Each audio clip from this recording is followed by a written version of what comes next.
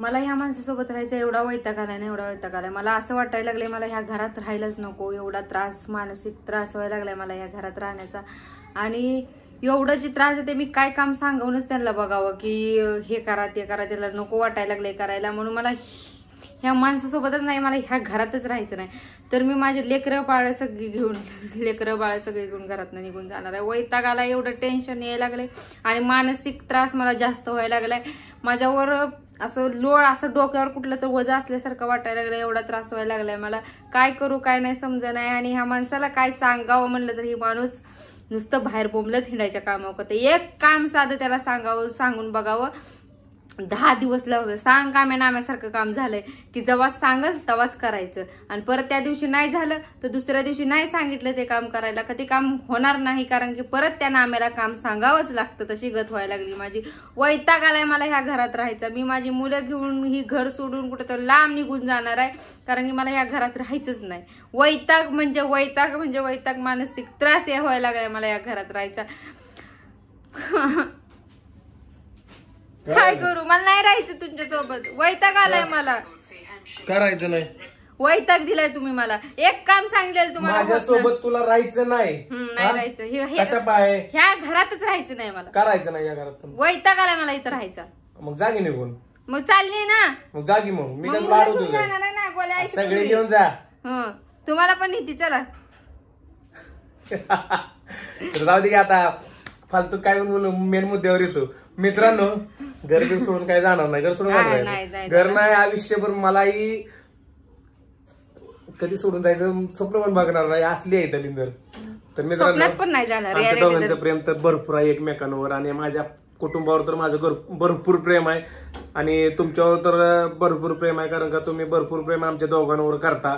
त्यामुळे मला खरंच तुमचं कौतुक करू वाटतंय मला आज की आज अशी तुम्हाला सगळ्यांना जेवढी इंस्टा, युट्यूब, फेसबुक फॅमिली आहे ना त्यांना सगळ्यांना अशी मिठी मार वाटते. पण काय करायचं, एवढा हात मोठा नाही. पण इथूनच तुम्हाला सगळ्यांना मिठी मारतो. I love you so much. YouTube, Insta, Facebook family असंच तुमचं आमच्यावर प्रेम राहू द्या. आणि मित्रांनो, आम्ही तुमच्यासाठी नवीन काहीतरी घेऊन येणार आहे. आपलं नवीन सॉन्ग लवकरच येतंय, कमिंग सून आहे. नवीन सॉन्गचा शूट आपण 5-6 दिवसानं लावणारच आहे. शूट एकदम खतरनाक आहे. त्याची चाल बोल तुमच्या काळजाला भिडण्यासारखी आहे. हिरोईन मी नसणार आहे आणि त्यातली हिरोईन ही नसणार आहे. हिरोईन कोण असणार आहे हा मोठा सस्पेन्स आहे. तर ती सस्पेन्स ठेवलाय. हिरोईन तर तुम्हाला बघायलाच भेटेल. आणि हा मित्रांनो, आता तुम्ही म्हणसाल दादा मुद्द्यावर आहे. मुद्द्यावर तर आता लगेच येणार आहे मी. मुद्द्यावर म्हणजे खरंच मुद्द्यावर येणार आहे. तर मित्रांनो, पूजाच्या लाईफ मध्ये काय घडलेलं, माझ्या लाईफ मध्ये काय घडलेलं, इमोशनल प्रत्येकाच्या लाईफ मध्ये तसं घडलं असणार आहे. मी बोलू? बोल. तर मित्रांनो, ह्यांचं बोलून झालेलं आहे. आता मी बोलते की ह्यांच्या लाईफ मध्ये काय घडलं होतं, माझ्या लाईफ मध्ये काय घडलं होतं. कारण की इमोशनल म्हणजे काय म्हणते ते, इमोशनल अटॅच. इमोशनल अटॅच आहे त्या गोष्टीसोबत. काय काय जणांना ते आठवल्यावर हसू येतं, आनंद होतो. पण काय जणांच्या लाईफ मध्ये अशा गोष्टी झालेल्या आहेत, ती आठवलं जरी डोळ्यात पाणी येतं. आणि काय असेच म्हणजे ही झालेलं आपल्या लाईफ मध्ये काय असे क्षण येऊन गेलेले असतात, त्यांना आपल्याला क्षणातून आनंद मिळतो. काय जणांना रडू येतं.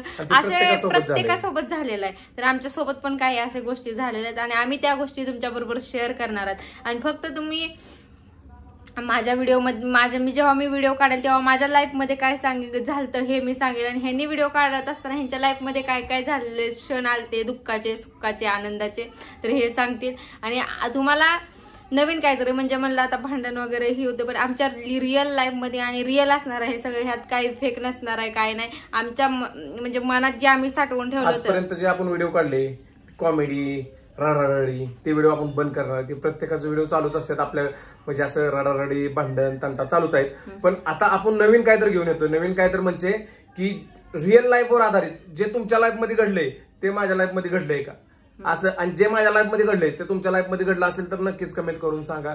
पूजाच्या लाईफ मध्ये घडलेलं पूजा सांगेल, माझ्या लाईफ मध्ये घडलेलं मी सांगेल, हिच्या लाईफ मध्ये घडलेलं हिनं मला अजूनपर्यंत काय सांगितलं नाही. पण हे डोक्यात आलं आपण असा कंटेंट करू की जे अजून कोणी केलाच नसेल. मला आता विचार करून डोळ्यात पाणी यायला लागलं माझ्या. कारण का ती आताच बॅकचं फ्लॅशबॅक मध्ये गेली, ती आठवायला लागली की तिच्यासोबत रॉंग काय घडलेलं.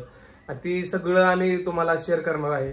आणि तुमच्या लाईफ मध्ये काय घडलंय ही पण आम्हाला कमेंट बॉक्समध्ये कमेंट करून सांगा.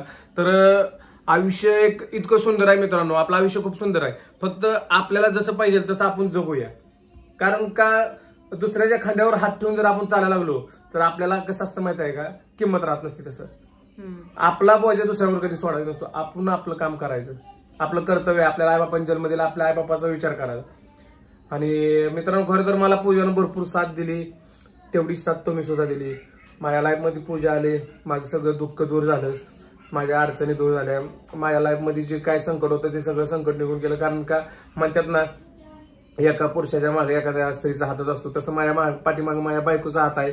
तुम्ही म्हणसाल दादा एवढा आज कसं काय तुम्ही बोलायला आलाय, पण आम्ही कंटेंट तयार करायला लागलो, त्यामुळं व्हिडिओ नवीन काय तर काढावं म्हणलं. तर मित्रांनो, रिअल असणार, फेक काहीच नसणार आहे. जी माझ्या लाईफ मध्ये घडलंय, मी पहिल्या लव्ह स्टोरी पासून सांगणार, माझ्या पहिल्या प्रेमापासून सांगणार आहे मी ही गोष्ट. त्यामुळं पूजा इमोशनल पण होणार. आता हसू यायला लागलं मला, मी इमोशनल झालते.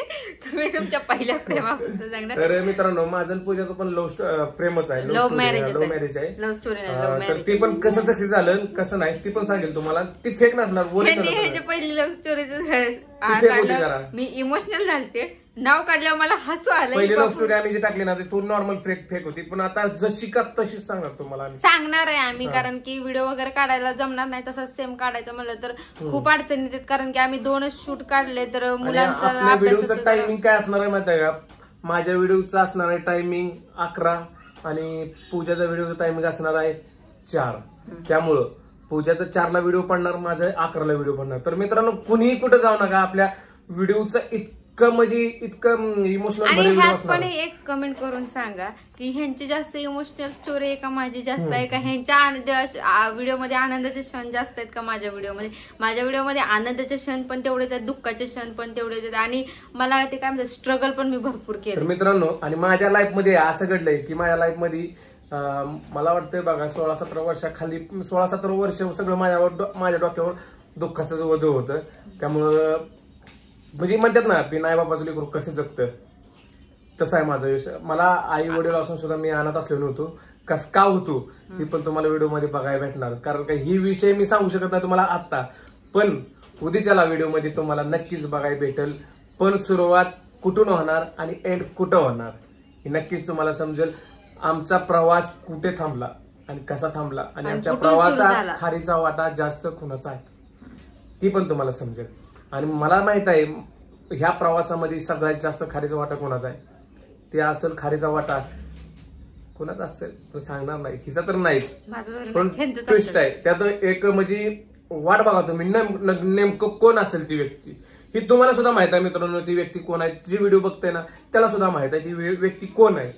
अनोळखी असो ओळखीचा असो, त्या सगळ्यांना माहित आहे की त्यात सगळ्यात मोठा खारीचा वाटा कोणाचा आहे. आज हिथं आलोय आम्ही, त्यात बी सगळ्यात मोठा खारीचा वाटा कोणाचा आहे. आज आयफोन घेतला आम्ही, आयफोन घेण्याची माझी तर लायकी पण नव्हती, तरी पण आयफोन घेतला. मला आयफोन मधलं कळत नाही. महत्वाचं म्हणजे माझ्या तोंडाकडे बघून तुम्हाला वाटत असेल की माझं शिक्षण लय झालंय, पण महत्वाचं माझं शिक्षण झालंय फक्त 4थीत मला काहीच येत नव्हतं. मला 100 पर्यंत 1-2 सुद्धा येत नव्हती. आज मी मोबाईल बघून थोडंफार मला मराठी यायलाच लागले. थोडंफार म्हणजे काहीच येत नाही मला. असं सांगितलं ना मी, प्रत्येक गोष्ट जर थंबनेल टायटल लिहायचं म्हटलं ना तर मी पूजाला विचारायला येतो का नाही. चला मित्रांनो, घेऊन येऊ आपण तुमच्यासाठी नवीन धमाका. तर असंच कोण आपल्या युट्यूब चॅनल नवीन असाल तर चॅनलला सबस्क्राईब करा, व्हिडिओ लाईक शेअर करा आणि कमेंट करा, आणि आमच्या व्हिडिओची वाट बघा. आणि आमचे व्हिडिओ कसे वाटते ते नक्की कमेंट करा. हा व्हिडिओ बघून कोणाचं मन दुखलं असेल किंवा कोणाला काही चुकीचं वाटलं असेल त्याबद्दल आम्ही दोघं पण तुम्हाला सॉरी बोलतो. तर चला मित्रांनो, आपला प्रवास कंटिन्यू चालू करू.